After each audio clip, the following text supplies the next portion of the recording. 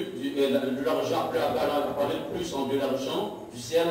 Et c'est juste pour en faire la comparaison et pour vous montrer l'importance de l'homme. L'importance de l'homme, des êtres humains par rapport à l'argent, par rapport aux biens matériels. Et en ce sens, je peux dire qu'il existe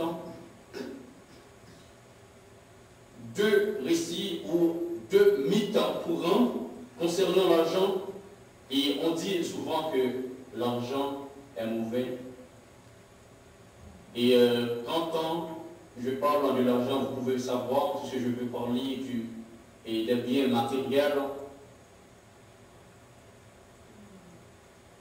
Et cependant, en réalité, il n'est ni bon ni mauvais.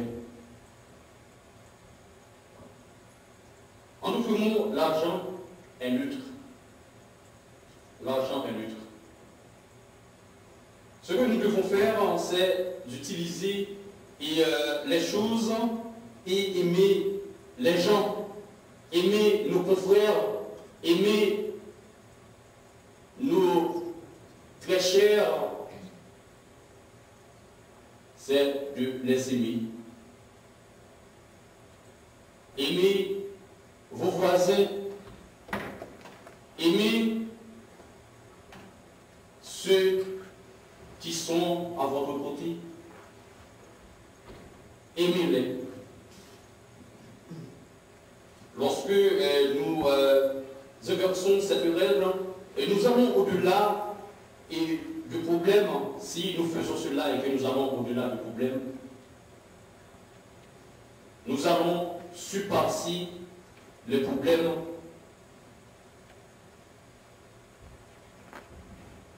Dieu affirme que les êtres humains sont toujours plus importants que les biens matériels.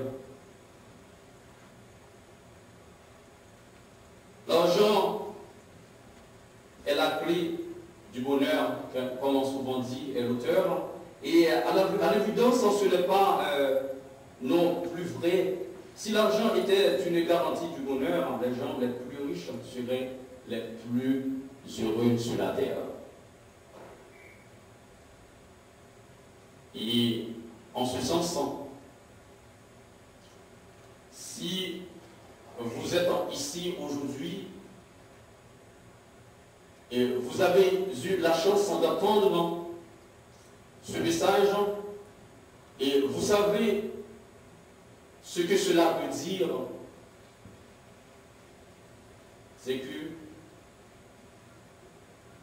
lorsque vous réfléchissez à vous-même, vous allez voir l'importance de notre cher, l'importance de quelqu'un qui est cher à nous-mêmes. Et juste pour terminer, et dans Somme chapitre 20, verset 4 à 5, et il dit, Ézéchiel chapitre 36, verset 26, je vous donnerai un nouveau cœur, je mettrai au-dedans de vous un esprit nouveau, je ferai de votre chair le cœur en de pierre, et je vous donnerai un cœur en de chair. Et en vous donnant un cœur de chair, il mettra son esprit au-dedans de vous. En vous donnant un cœur de chair, vous demeurerez au pays qu'il a donné à vos ancêtres. En vous donnant un cœur de chair, il vous délivrera de toute souillure. En vous donnant un cœur de chair, il multipliera le fruit des arbres et le revenu des champs, afin que vous portiez plus le pauvre de la famine entre les nations. Que Dieu vous bénisse.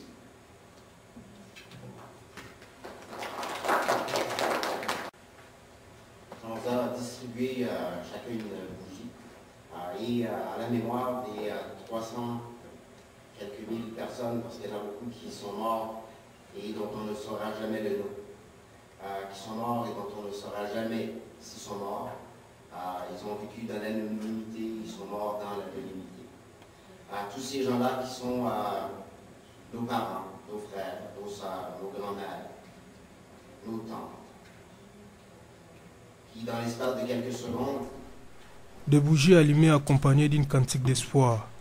La diaspora haïtienne manifeste son attachement à une nation qui mérite d'être reconstruite dans toutes ses dimensions.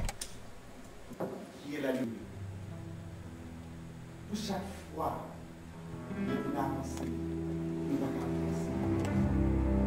Allume-moi mon bougie pour éclairer nos rêves, pour oser le rêve et réchauffer la nuit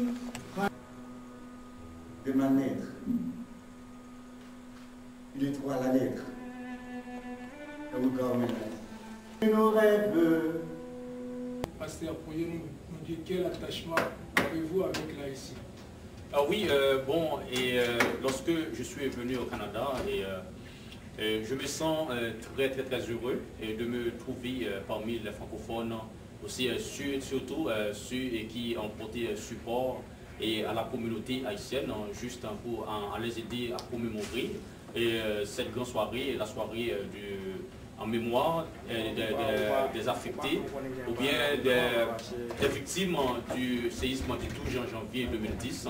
Et ça me fait, comme si ça me donne vraiment la joie au cœur et de voir les gens qui ont porté leur support à la communauté haïtienne. Et je suis content, je suis fier d'être ici parmi la communauté francophone ici au Canada. Quel est votre intérêt d'assister ce soir à cette rencontre? Mon intérêt, c'est que, comme mon collègue Fougère, il a fait appel à moi et de participer à ce grand événement qui c'est de commémorer le grand jour, le jour du 12 janvier, en mémoire des victimes du séisme du 12 janvier.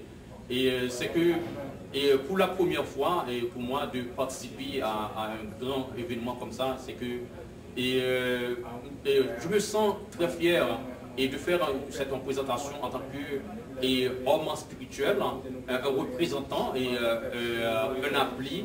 Et je suis appelé à être un jour un leader, par exemple, du peuple haïtien. Et moi, je suis fier d'être ici. Et puis un jour que je travaillerai et très proche avec la communauté haïtienne pour faire avancer et aussi pour garder cette même dignité, la dignité haïtienne. Et je suis fier de ça. Oui. Et puis nous avons vu la présence du maire de Toronto. Oh, okay. Qu'est-ce que l'Haïti attend du gouvernement canadien? Bon, ce que nous attendons, c'est redéfinir le problème d'Haïti. C'est aller directement à l'origine de leurs problèmes. C'est que pour le moment, ce qui se passe en Haïti avec surtout les ONG, les organisations internationales qui sont dans le pays, qui disent et ils aident le peuple haïtien à sortir de leur situation. Et je peux dire que c'est faux, c'est pas vrai. Et lorsque moi j'ai eu la chance d'aller en Haïti, moi je suis allé sur place, j'ai visité quelques sites d'hébergement et j'ai vu comment vivent les gens et que sous les tentes, et c'est inacceptable, c'est vraiment inhumain. Et moi, ce que j'attends du gouvernement Canada, c'est de redéfinir, c'est d'appeler les leaders, surtout ceux qui sont responsables, et diriger, à amener et surtout, comme on parlait dans le gouvernement Canada, et comme on a contribué et ici au Canada, à aider les gens en Haïti, et que juste pour qu'il y ait plus de clarification de ce qui se fait actuellement en Haïti. À vous attendre par les 150 dollars déversés par le gouvernement n'a pas été suffisant. Oui, j'ai entendu parler de ça, que la lenteur du gouvernement Canada et aussi qu'il n'a pas vraiment contribué gratuitement pour le problème, surtout les gens qui souffrent en Haïti. Et ce que le gouvernement canadien a promis, 400 millions de dollars pour aider les victimes, mais et aucun argent n'a été versé vraiment. Et ce qu'on m'a fait savoir, qu'il y a les pays d'Afrique, les pays en Amérique du Sud, eux-mêmes, ils ont fait déjà leur part en versant le montant qu'ils ont promis, et juste pour aider à reconstruire, à rebâtir Haïti. Mais le Canada ne l'a pas encore fait. Moi, c'est que ça me tourne beaucoup. Et je ne sais pas ce qui se passe avec le Canada, avec le gouvernement, qu'est-ce qu'il pense. Et est-ce qu'il y a quelque chose qu'il doute qu'il y a quelque chose qui ne va pas bien en Haïti? C'est pour cela qu'il n'a pas versé ce montant qu'il a promis et pour surtout les victimes du séisme du 2 janvier. Pensez-vous que la faute vient du gouvernement canadien ou du gouvernement haïtien? Bon, je ne veux pas le dire, peut-être comme le gouvernement canadien, ça fait longtemps qu'ils ont expérience avec le gouvernement en Haïti comme ça, et que peut-être ils ont des doutes avec ce gouvernement actuel. Parce que je peux le dire, le gouvernement actuel est un gouvernement corrompu.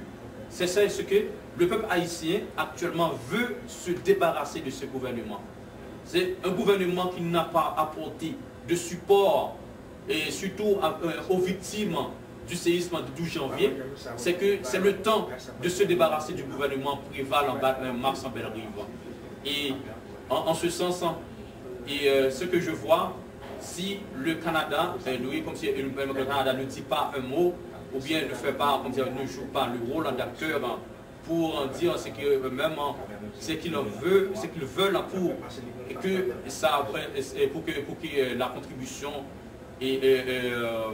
pour que la contribution soit envoyée en Haïti pour aider les gens.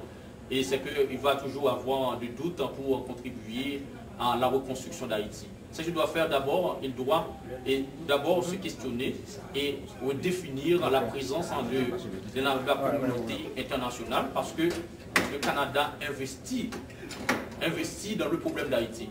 Le Canada investit à assister Haïti. Si le Canada investit son argent, mais le gouvernement doit voir clair ce que l'argent va faire dans le pays avant d'investir cet argent. Mais moi, je ne veux pas qu'on donne cet argent à ce gouvernement qui est en place. Il faut qu'on organise des élections libres, honnêtes dans le pays et démocratiques dans le pays, juste pour remplacer ce gouvernement actuel. C'est la honte. Ce gouvernement fait la honte au peuple en haïtien. Et si vous voyez, lorsque le séisme est arrivé en Haïti, jusqu'à présent, le président Préval n'a jamais donné un discours pour animer le peuple. Parce que c'est son rôle en tant que président de la République. Vous êtes là pour animer le peuple, faire sentir votre présence dans le pays. Mais lui-même, il ne l'a pas fait. Il n'a pas de qualité de chef d'État. Et en ce sens que je ne peux pas disqualifier ou bien changer Canada pour n'avoir pas encore contribué ce montant qu'il a promis. Et c'est qu'il faut qu'il y ait une redéfinition de la présence, premièrement, de la communauté internationale avec les organisateurs des ONG, et encore, et ce gouvernement-là, il faut qu'il attende comme c'est qu'il y ait une élection qui soit organisée dans le pays pour qu'on remplace ce gouvernement, et que quelqu'un qui a du caractère, qu'on puisse en faire confiance à gérer cet argent, et juste pour continuer avec la reconstruction du pays. Eh bien, je vous remercie pour le temps que vous nous avez accordé. C'est à moi de vous remercier. Merci beaucoup. Au revoir.